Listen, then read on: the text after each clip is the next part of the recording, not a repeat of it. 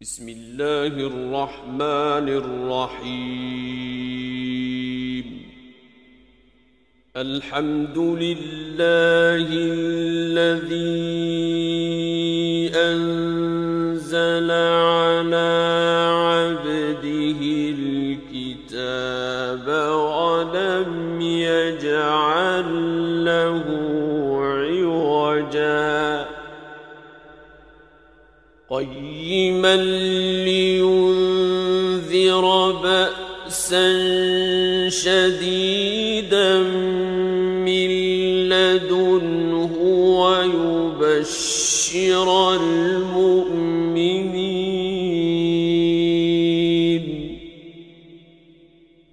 ويبشر المؤمنين الذين يعملون الصالحات أن لهم أجرا حسنا ماكثين فيه أبدا وينذر الذين قالوا اتخذ الله ولدا ما لهم به من علم ولا لآبائهم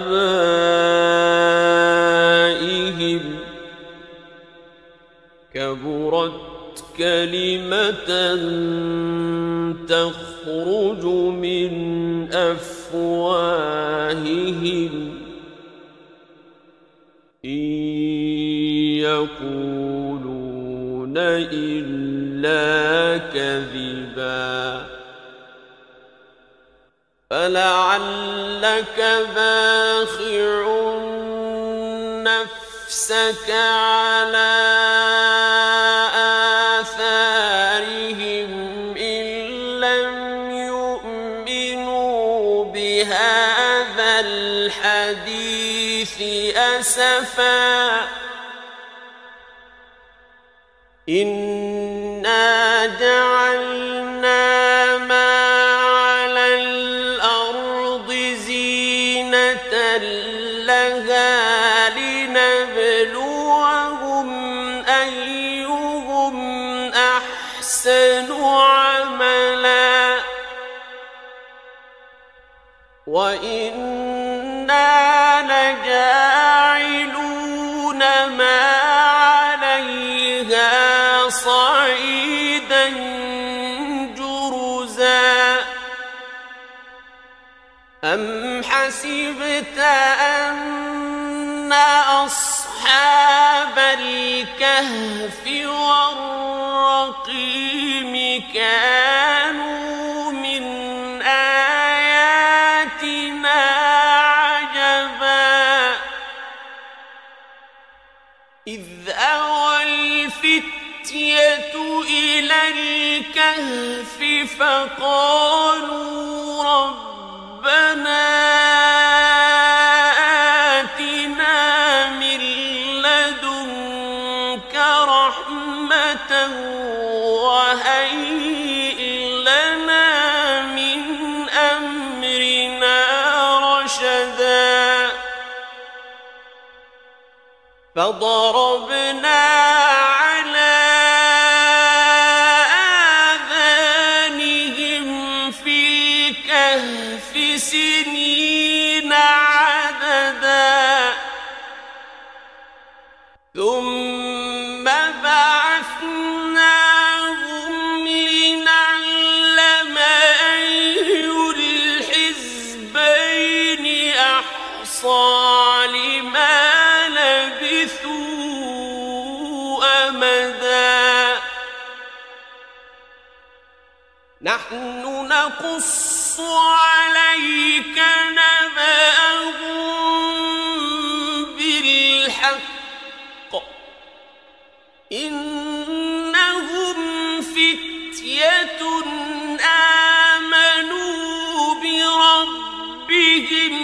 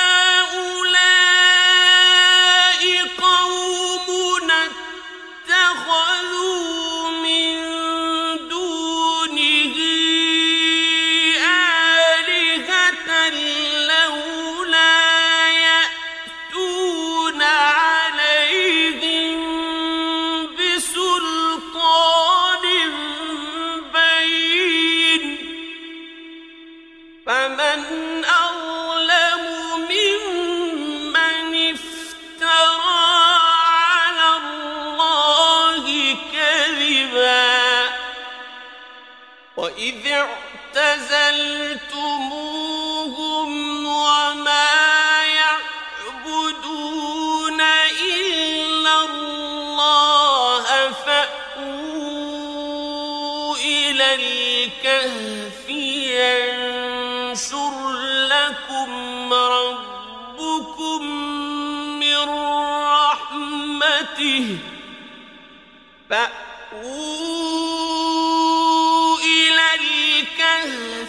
ينشر لكم ربكم من رحمته ويهيئ لكم من أمركم مرفقا وترى الشمس إذا طلعت تزاور عن كهفهم ذات اليمين وإذا غربت تقرضهم ذات الشمال وهم في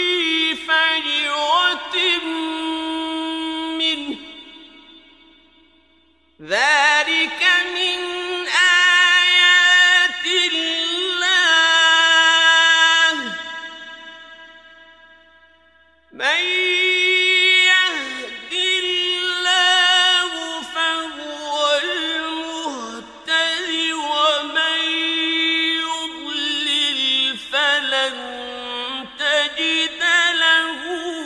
وليا مرشدا وتحسبهم أيقاظا وهم رقود ونقلبهم ذات اليمين وذات الشمال وكلبهم باسط ذراعيه بالوصيد لو اطلعت عليهم لوليت منهم فرارا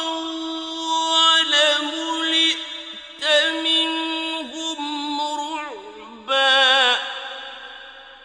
وكذلك بعثناهم ليتساءلوا بينهم قال قائل منهم كم لبثتم قالوا لبثنا يوما أو بعض يوم قالوا ربكم أعلم بما لبثتم فابعثوا أحدكم بورقكم هذه إلى المدينة فلينظر أيها أزكى طعاما فلينظر أيها أزكى طعاما فليأتكم برزق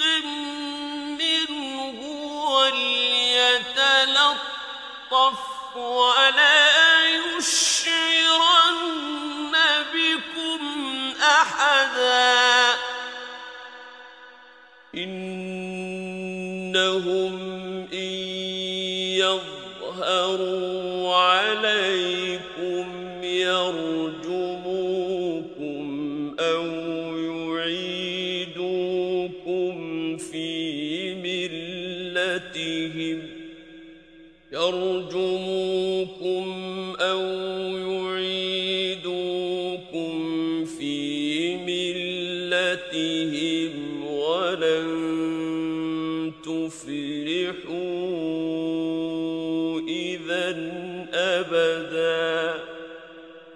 وكذلك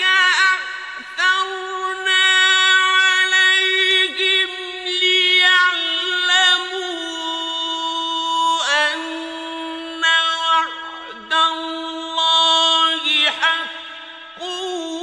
وأن الساعة لا ريب فيها إذ يتنازعون بينهم أمرهم فقالوا ابنوا عليهم بنيانا ربهم أعلم بهم قال الذين غلبوا على أمرهم لنتخذن عليهم مسجدا سيقولون ثلاثة رابعهم كلبهم ويقولون خمسة سادسهم كلبهم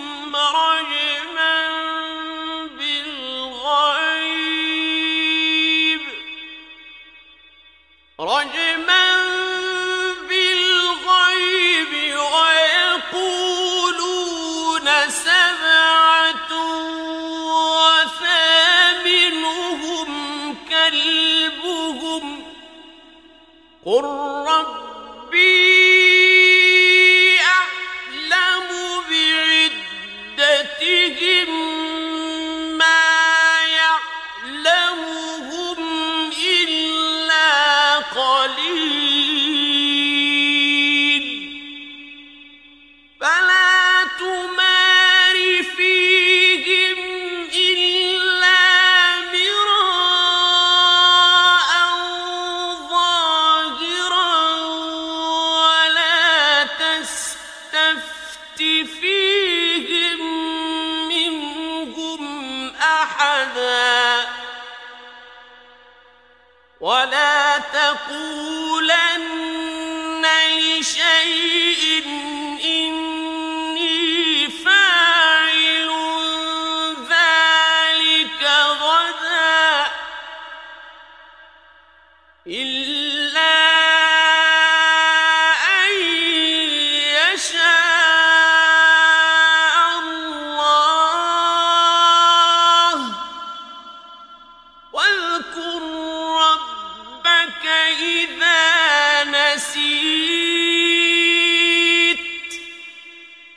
وقل عسى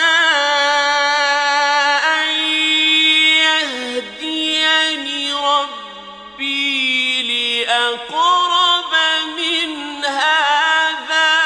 رشدا ولبثوا في كهفهم 300 سنين وازدادوا 9 قل الله أعلم بما لبثوا له غيب السماوات والأرض أبصر به وأسمع ما لهم من دونه من ولي ولا يشرك في حكمه أحدا واتل ما أوحي إليك من كتاب ربك لا مبدل لكلماته ولن تجد من دونه ملتحدا واصبر نفسك مع الذين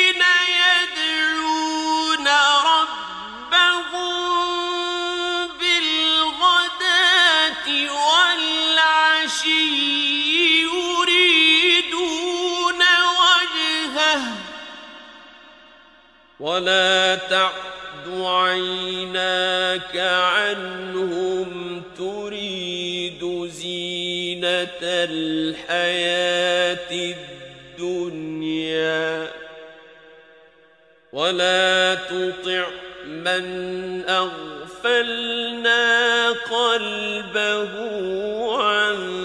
ذكرنا واتبع هواه وكان أمره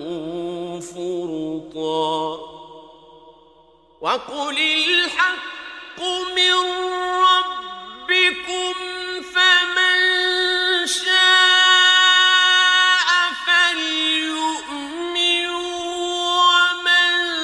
شاء فليكفر إنا أعتدنا للظالمين نارا أحاط بهم سرادقها وإن يستغيثوا يغاثوا بماء كالمهل يشوي الوجوه بئس الشراب وساءت مرتفقا إن الذين آمنوا وعملوا الصالحات إنا لا نضيع أجر من أحسن عملا أولئك لهم جنات عدن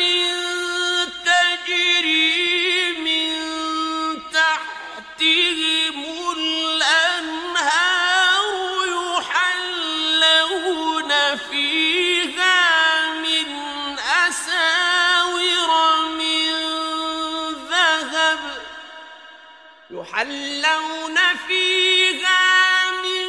أساور من ذهب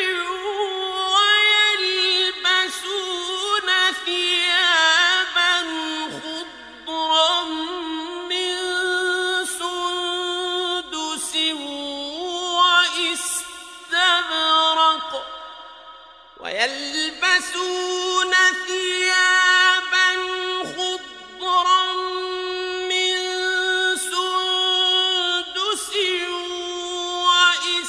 واستبرق متكئين فيها على الأرائك نعم الثواب وحسنت مرتفقا واضرب لهم مثلا رجلين جعلنا لأحدهما جنتين من أعناب وحففناهما بنخل وجعلنا بينهما زرعا كلتا الجنتين آتت أكلها ولم تظلم منه شيئا وفجرنا خلالهما نهرا وكان له ثمر فقال لصاحبه وهو يحاوره أنا أكثر منك مالا وأعز نفرا ودخل جنته وهو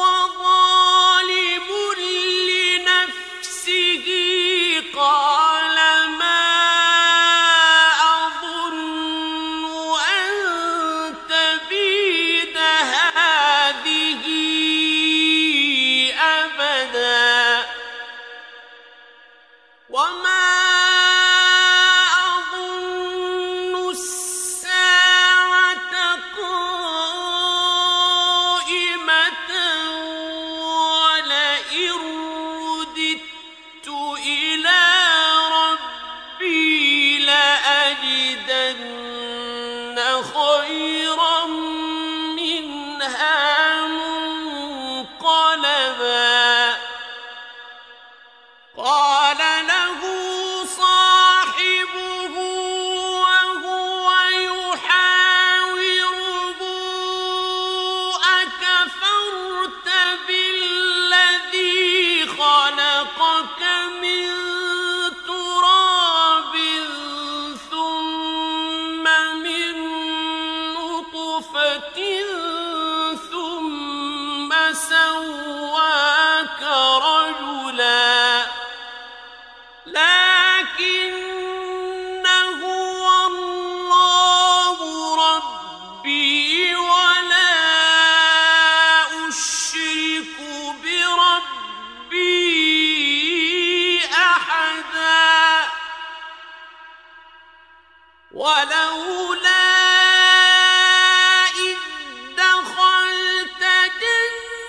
جنتك قلت ما شاء الله لا قوة إلا بالله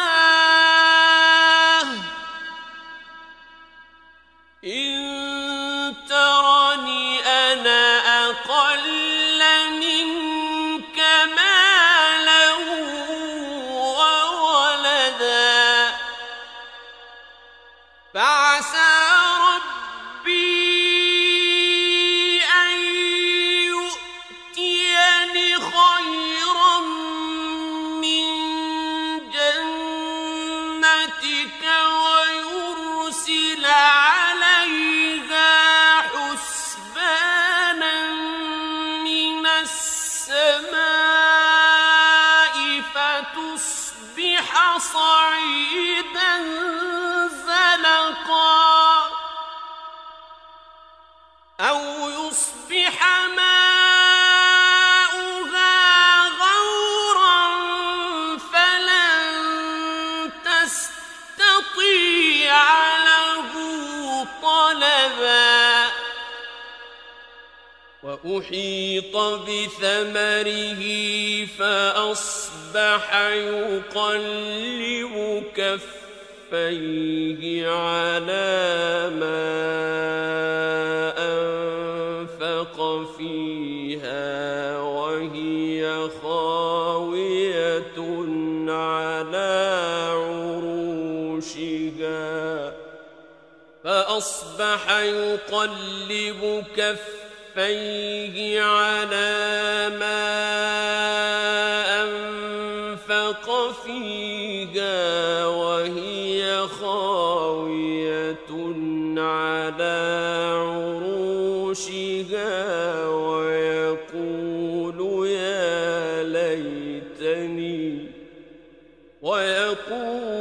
يا ليتني لم أشرك بربي أحدا ولم تكن له فئة ينصرونه من دون الله وما كان منتصرا هنالك الولاية لله الحق هو خير ثوابا وخير عقبا واضرب لهم مثل الحياة الدنيا كماء أنزلناه من السماء فاختلط به نبات الأرض فأصبح هشيما تذروه الرياح وكان الله على كل شيء مقتدرا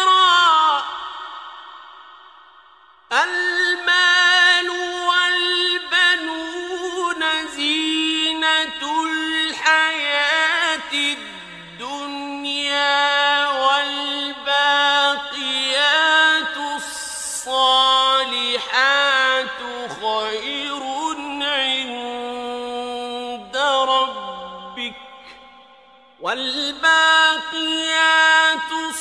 الصالحات خير عند ربك ثوابا وخير أملا ويوم نسير الجبال وترى الأرض بارزة وحشرناهم فلم نغادر منهم أحدا وعرضوا على ربك صفا لقد جئتمونا كما خلقناكم أول مرة بل زعمتم أن لن نجعل لكم موعدا ووضع الكتاب فترى المجرمين مشفقين مما فيه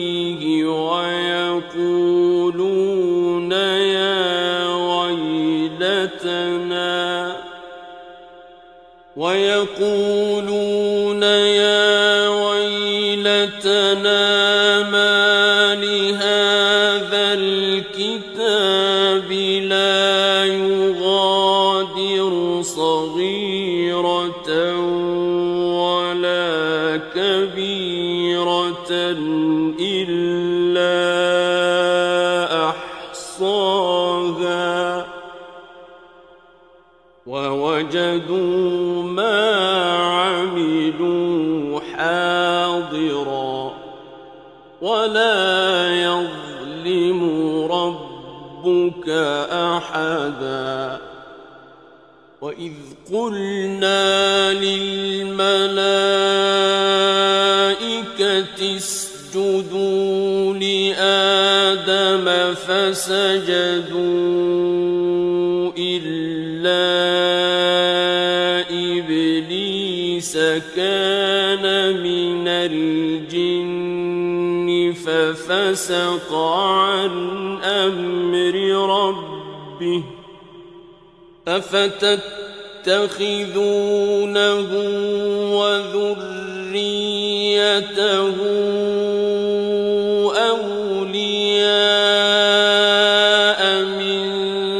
دوني وهم لكم عدو بئس للظالمين بدلا ما أشهدتهم خلق السماوات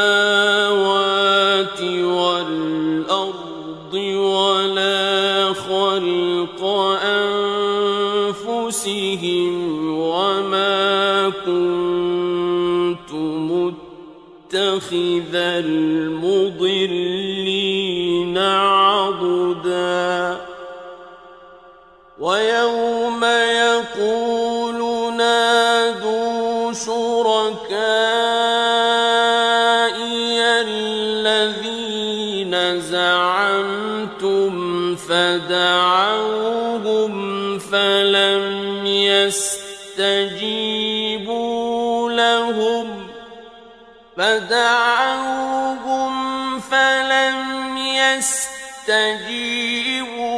لهم وجعلنا بينهم موبقا ورأى المجرمون النار فظنوا أنهم مواقعوها ولم يجدوا عنها مصرفا ولقد صرفنا في هذا القرآن للناس النَّاسِ مِن كُلِّ مَثَلٍ وَكَانَ الْإِنسَانُ أَكْثَرَ شَيْءٍ جَدَلًا وَمَا مَنَعَ النَّاسَ أَن يُؤْمِنُوا إِذْ جَاءَهُمُ الْهُدَىٰ وَيَسْتَغْفِرُوا رَبَّهُمْ إِلَّا أَن تَأْتِيَهُمْ سُنَّةُ الْأَوَّلِينَ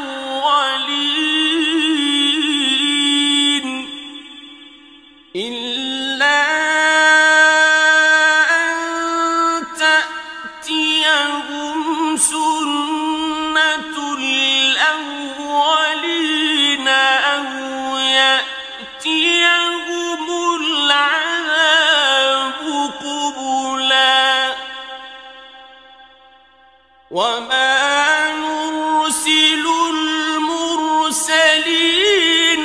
إِلَّا مُبَشِّرِينَ وَمُنذِرِينَ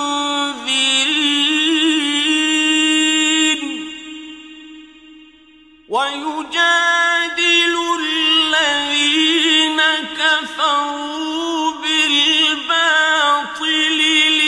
لِيُدْحِضُوا بِهِ الْحَقَّ وَاتَّخَذُوا آيَاتِي وَمَا أُنذِرُوا هُزُوًا وَمَنْ أَظْلَمُ مِمَّن ذُكِّرَ بِآيَاتِ رَبِّهِ فَأَعْرَضَ عَنْهَا وَنَسِيَ مَا قَدَّمَتْ يَدَاهُ إِنَّا جَعَلْنَا عَلَىٰ قُلُوبِهِمْ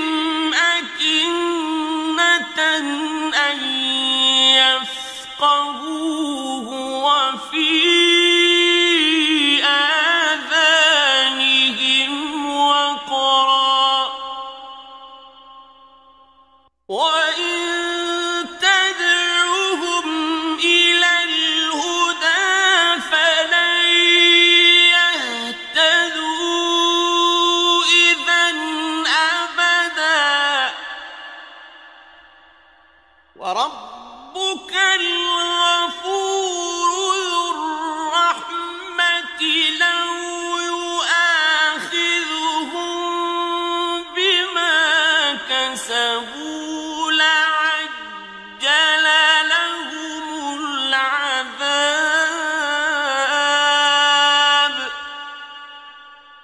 بَل لَّهُم مَّوْعِدٌ لَّن يَجِدُوا مِن دُونِهِ مَوْئِلًا وَتِلْكَ الْقُرَىٰ أَهْلَكْنَاهُمْ لَمَّا ظَلَمُوا وَجَعَلْنَا لِمَهْلِكِهِم مَّوْعِدًا وَإِذْ قَالَ مُوسَىٰ لِفَتَاهُ لَا أَبْرَحُ حَتَّىٰ أَبْلُغَ مَجْمَعَ الْبَحْرَيْنِ أَوْ أَمْضِيَ حُقُبًا فَلَمَّا بَلَغَا مَجْمَعَ بَيْنِهِمَا نَسِيَا حُوتَهُمَا فَاتَّخَذَ سَبِيلَهُ فِي الْبَحْرِ سَرَبًا فَلَمَّا جَاوَزَا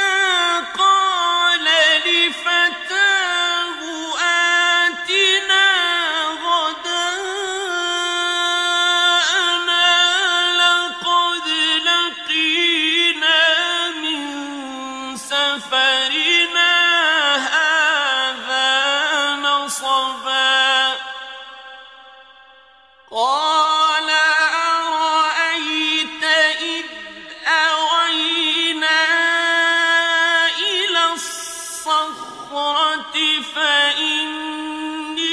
نسيت الحوت وما أنسانيه إلا الشيطان أن أذكره واتخذ سبيله في البحر عجبا قال ذلك ما كنا نبغ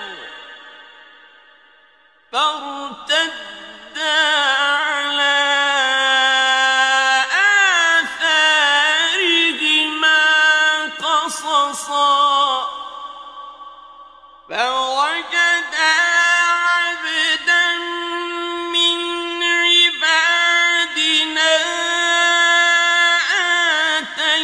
آتيناه رحمة من عندنا وعلمناه من لدنا علما قال له موسى هل أتبعك على أن تعلمني مما علمت رشدا قال إنك لن تستطيع معي صبرا وكيف تصبر على ما لم تحط به خبرا قال ستجدني إن شاء الله صابرا ولا أعصي لك أمرا قال فإن اتبعتني فلا تسألني عن شيء حتى أحدث لك منه ذكرا فانطلقا حتى إذا ركبا في السفينة خرقها قال أخرقتها لتغرق أهلها لقد جئت شيئا إمرا قال ألم أقل إنك لن تستطيع معي صبرا قال لا تؤاخذني بما نسيت ولا ترهقني من أمري عسرا فانطلقا حتى إذا لقيا غلاما فقتله قال أقتلت نفسا زكية بغير نفس لقد جئت شيئا نكرا قال ألم أقل لك إنك لن تستطيع معي صبرا قال إن سألتك عن شيء بعدها فلا تصاحبني قد بلغت من لدني عذرا فانطلقا حتى إذا أتيا أهل قرية استطعما أهلها فأبوا أن يضيفوهما فوجدا فيها جدارا يريد أن ينقض فأقامه قال لو شئت لاتخذت عليه أجرا قال هذا فراق بيني وبينك سأنبئك بتأويل ما لم تستطع عليه صبرا أما السفينة فكانت لمساكين يعملون في البحر فأردت أن أعيبها وكان وراءهم ملك يأخذ كل سفينة غصبا وأما الغلام فكان أبواه مؤمنين فخشينا أن يرهقهما طغيانا وكفرا فأردنا أن يبدلهما ربهما خيرا منه زكاة وأقرب رحما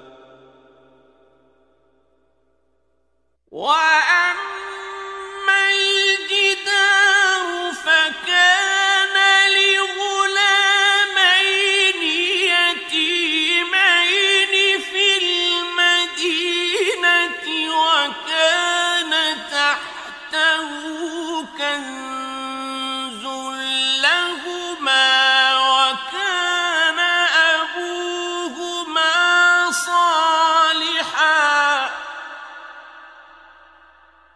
وكان أبوهما صالحا فأراد ربك أن يبلغا أشدهما ويستخرجا كنزهما رحمة من ربك وما فعلته عن أمري ذلك تأويل ما لم تسطع عليه صبرا ويسألونك عن ذي القرنين قل سأتلو عليكم منه ذكرا إنا مكنا له في الأرض وآتيناه من كل شيء سببا فأتبع سببا حتى إذا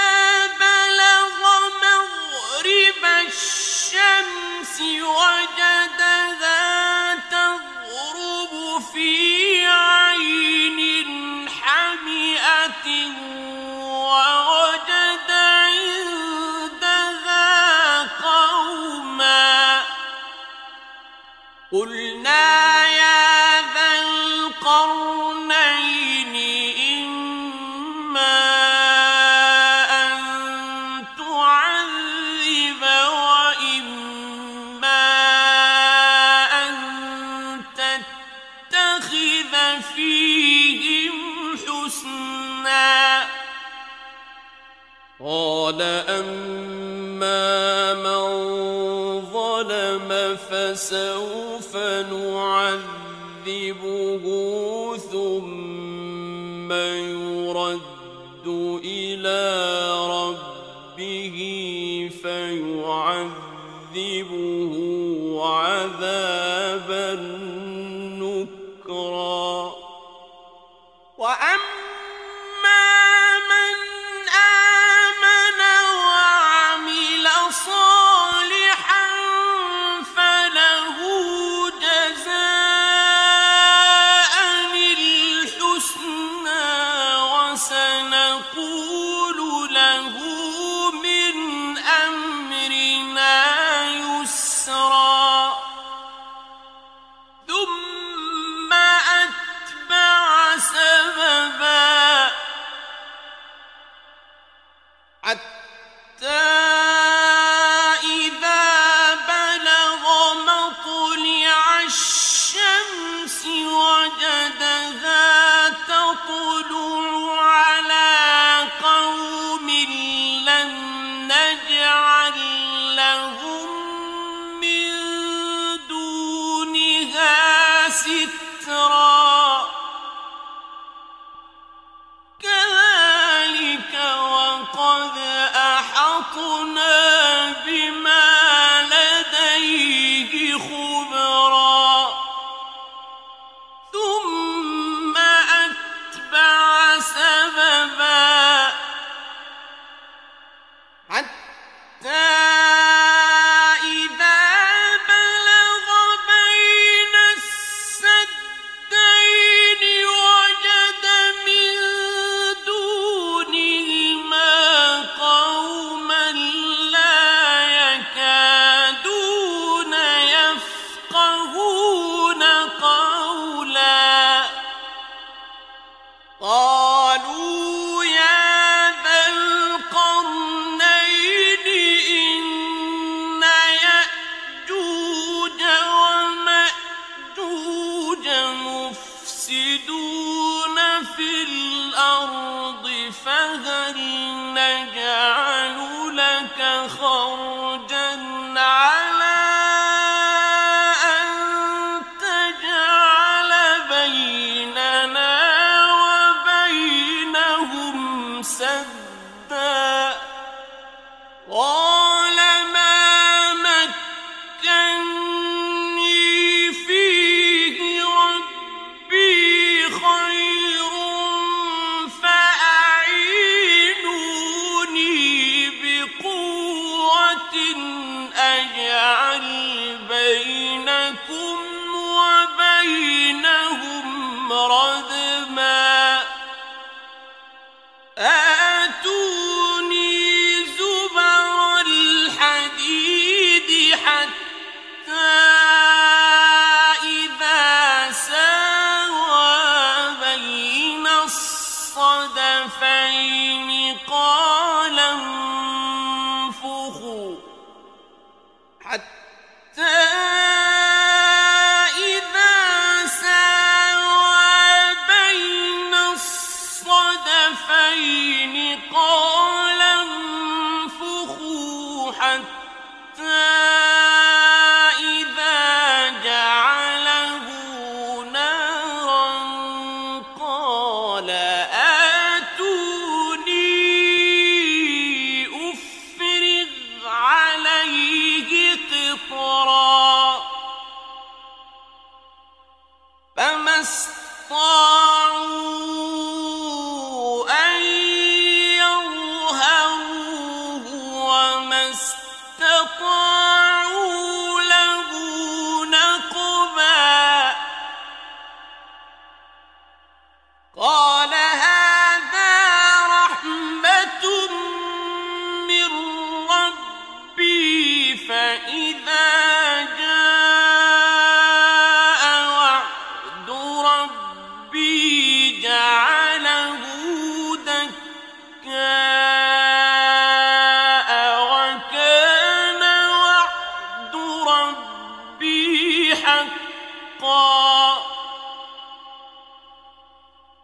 وتركنا بعضهم يومئذ يموج في بعض ونفخ في الصور فجمعناهم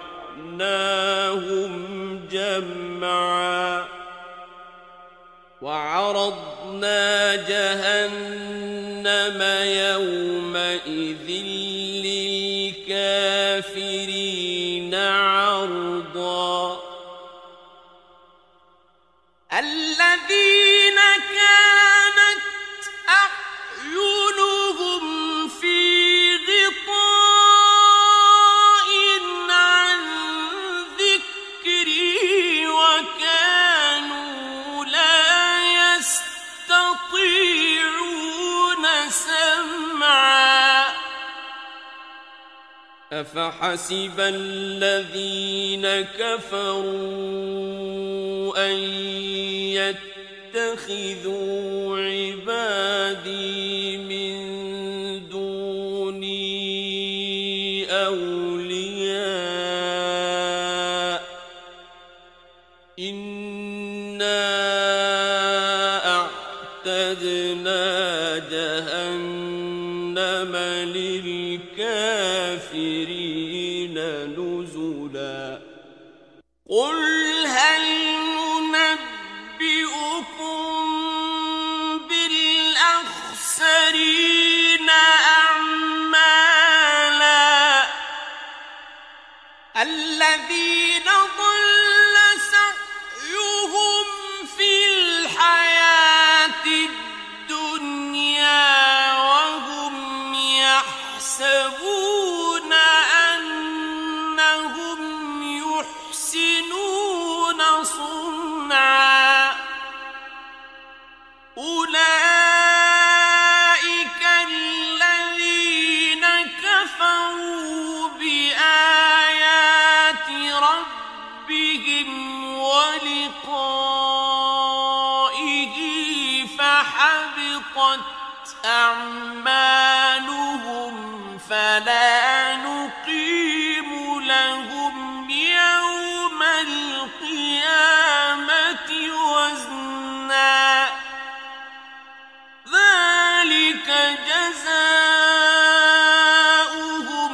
جهنم بما كفروا